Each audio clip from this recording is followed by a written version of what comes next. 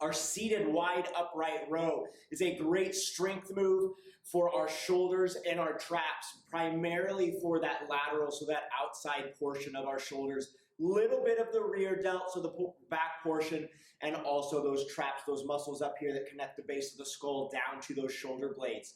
We're going to want to be in a seated position for this.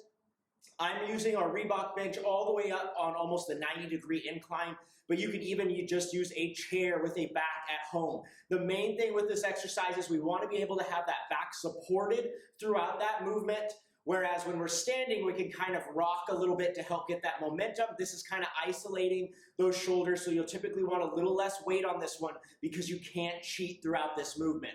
So we're going to grab our 2 dumbbells.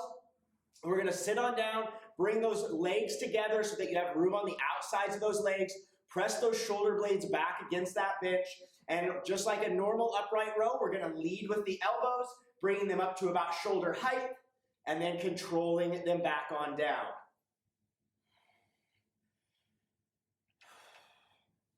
Biggest mistakes made on this exercise, number one, just like with a normal upright row, is leading with the wrist. So what that looks like is coming up like this, where you'll see that my wrists are a lot higher than my elbows. Remember, on an upright row, we want to focus on those elbows being higher than the wrists throughout that movement. So we are leading with the elbows in order to put that focus on those shoulders. So biggest thing, make sure that those elbows are nice and high.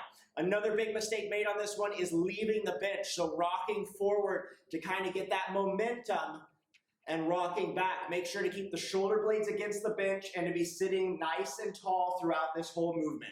So like I said, drop down to a little lighter weight than you would normally use for a regular standing upright row. Get comfortable with your form, get a full stretch at the bottom, and then get those elbows up nice and high at the top.